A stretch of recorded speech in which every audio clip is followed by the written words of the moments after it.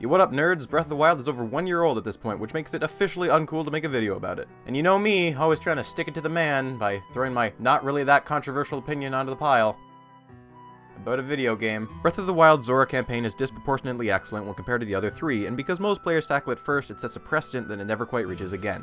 And I am not exclusively referring to the Hot Fishman, although that is part of it. It doesn't make the rest bad by any means, but at least for my playthrough, it created a set of expectations that did not reflect how most of the game was designed. Almost to the point where it feels like there was an intended completion order that resulted in a surprising imbalance of quality, ranging anywhere from franchise highlights to decidedly underwhelming. The dungeons themselves, maybe not so much. I assume there were some pretty strict directions coming from up top to keep them all relatively uniform, so as to cut down on development time, as they all share the key traits of a rotation gimmick, recycled boss designs, and a nearly identical visual aesthetic. Reused content aside, I had fun with the dungeons. They're bite-sized classic Zelda dungeons with neat mechanics. What I'm more concerned about is the time spent leading up to the Divine Beasts. Adapting to a harsh new climate and its deadly terrain, and integrating into the culture that guards the beast so you can mount a head-on assault. 2 distinct acts you see played out by 4 distinct races, but only one feels like it fully realizes the potential of this clever structure. Setting it apart from most open-world games of recent years, Breath of the Wild is designed to be beaten anywhere from under an hour to hundreds of hours. It can be approached by beating shrines, going after the Divine Beasts, or just grinding elixirs until you can challenge Ganon with only 3 hearts. It's open to an endless number of playstyles and routes, but Nintendo is smart and knows how to set a trail of breadcrumbs to lead players exactly where they should be going,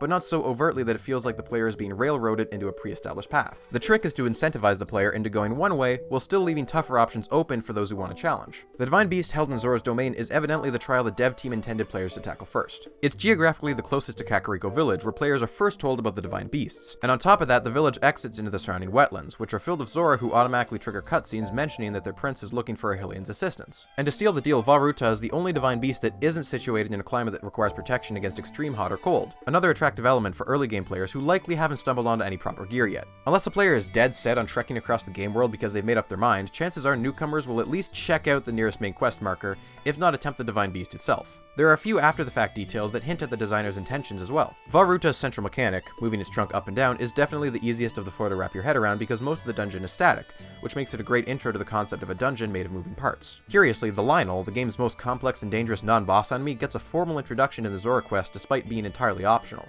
The rewards you get for this quest are no joke either. The Zora armor you receive doesn't have an equivalent in the other routes, as the ability to swim up waterfalls is insanely useful when compared to the mild stat bonuses associated with most pieces of gear. Additionally, I'd argue that Mipha's Grace is the most beneficial of the unlockable champion abilities for the early game, given that it almost negates one-hit deaths entirely. So given all of this, I don't think I'm that off base to assume that the majority of players had the same first choice I did, and my highly scientific Twitter poll I conducted would agree. Also, this other poll someone made with 20 times the sample size checks out, so case closed. They pulled other questions too, and their analysis of the results is super insightful, so I'd actually go recommend reading it. It's a pretty interesting read. My biggest takeaway from their results is that geographic proximity between Divine Beasts was the most important factor when deciding where players travel to next, and the counterclockwise circle beginning with Vah Ruta and ending with Vah Naboris is a very common path. While we're on the subject of intended orders, I find it really interesting that the second most common answer I got was the Gerudo quest, which is easily the most difficult of the 4 and also the one I would rank after the Zora quest in terms of how fleshed out it feels. A large part of what disappointed me about the Goron and Rito quests is that they feel far less impactful than even some side quests. Your true identity as a champion is either misinterpreted or just straight never brought up, and the less formal social hierarchies of these societies mean you basically just wander around a foreign village until you bump into the oldest person there. Pomp and circumstance isn't a necessity by any means, and I appreciate the distinct cultural feel each region has, but you need to have more than a collection of huts to make a race compelling.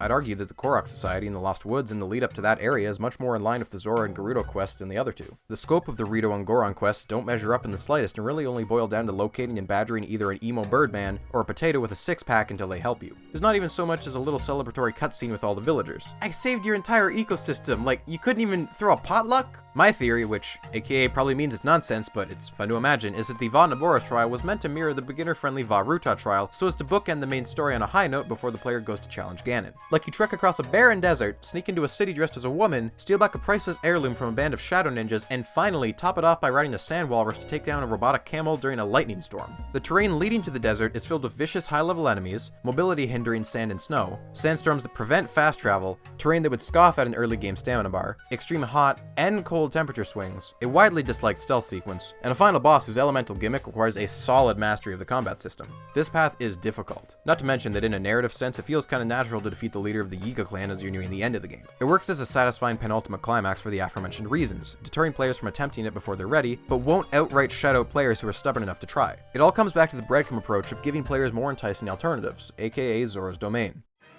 Now, the breadcrumb approach works on multiple levels in Breath of the Wild. It doesn't stop at simply leading the player to the river to meet with Prince Sidon, but funnels the player up the river along a path full of nothing but trouble. You're greeted by an army of Lizalfos wielding shock arrows, and Octoroks nailing you with boulders every few steps, as you wind back and forth across multiple precarious bridges with only Prince Sidon's words of encouragement keeping you going. On top of this, there's a good chance you don't even know where you're headed yet, because the map you'd normally have by now is out of reach because the rain discouraged you from climbing the hill where the Regent's Tower is located. The climbing mechanic you've grown so accustomed to is useless here, and rather than let you take the easy way out by scaling some massive cliff, you have to think on your feet and navigate a tightly designed set of enemies and obstacles, because it's the only way forward that you can see, as the home of the Zora is hidden away, surrounded by an immense, slippery, horseshoe-shaped rock face. The first time I played this, I was completely disoriented. I had no idea where I was going, and Zora's domain was nowhere in sight until I just rotated the camera and it's right in front of me.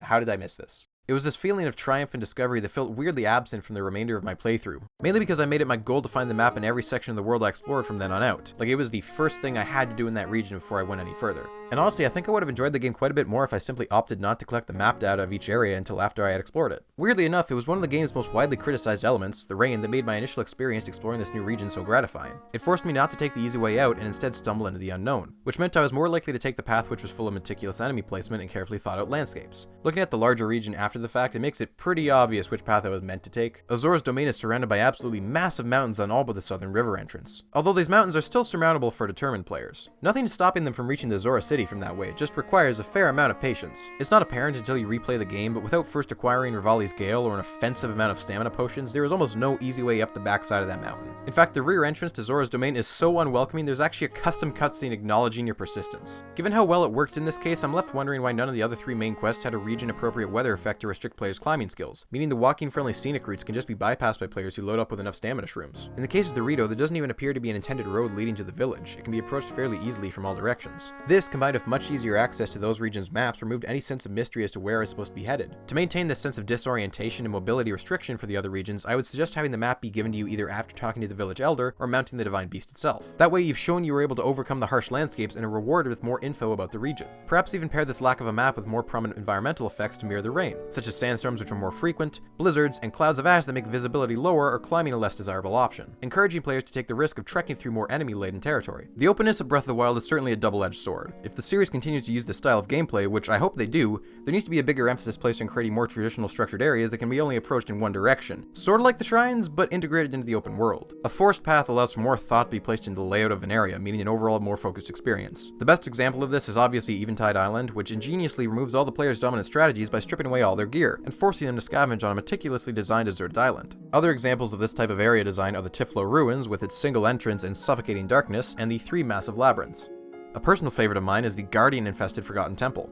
These are the highlights, but they are unfortunately far less frequent than disappointments like the Spring of Courage. The southern entrance is this moody, rainy river guarded by bokoblins and Lizalfos ready to fill you with arrows, and the northern entrance is a short little hop and a climb over a hill.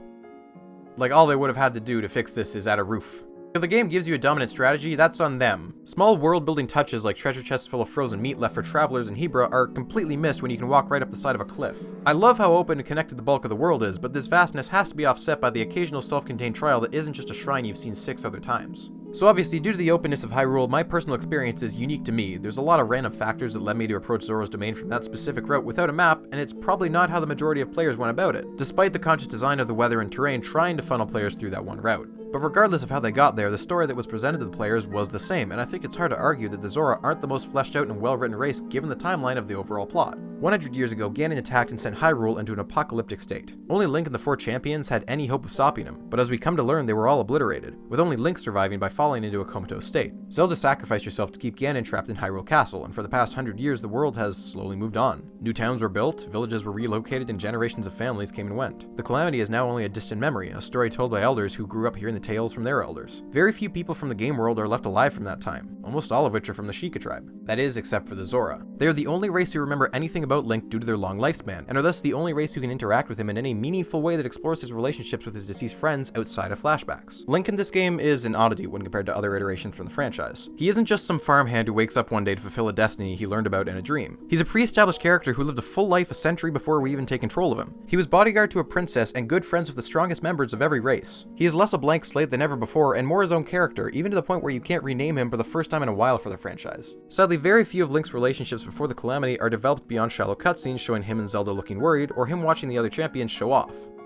Except for Mipha, that is. It is almost outright stated that Link and Mipha had a romantic relationship in the past, or at least to the point that Mipha would gift Link with a custom set of armor, which is culturally reserved for husband and wife by the Zora. Arguably, Link has a more developed relationship with Mipha than Zelda, since in the latter case it's mostly just Zelda learning to begrudgingly accept Link's necessity as a bodyguard. Link's relationships to the remaining champions are mostly surface level, like they're really only co-workers who sometimes get lunch together. Rivali is a snob who insists on a one-sided rivalry. Daruk's only emotions are laugh and angry laugh, and Urbosa's cutscenes spend more time delving into the relationship of Zelda and her deceased mother than anything else. But Mipha's cutscene with Link is almost nostalgic, referencing time she and Link spent together as children. This is unique as it's the only relationship Link seems to have pursued out of personal choice, beyond him just fulfilling his duty as a servant to the crown. So you have two critical elements at play here: Link's close personal relationship to the Zora champion and the Zora's long lifespan, meaning there are those still alive who remember Link, who remember Mipha and can explore the impact of that relationship on their culture. Older Zora who knew Link resent him and blame him for Mipha's death, while younger Zora remember him as a hero and look up to him as a legendary warrior. It's a one-of-a-kind dynamic you don't experience anywhere else, where you're simultaneously revered and despised for something you had no control over, and the only way to atone for it is to avenge the death of your love interest. If you're gonna make the baffling narrative decision to kill off the protagonist's closest friends, and make that protagonist an amnesiac mute, maybe consider having more than just the fish people remember him.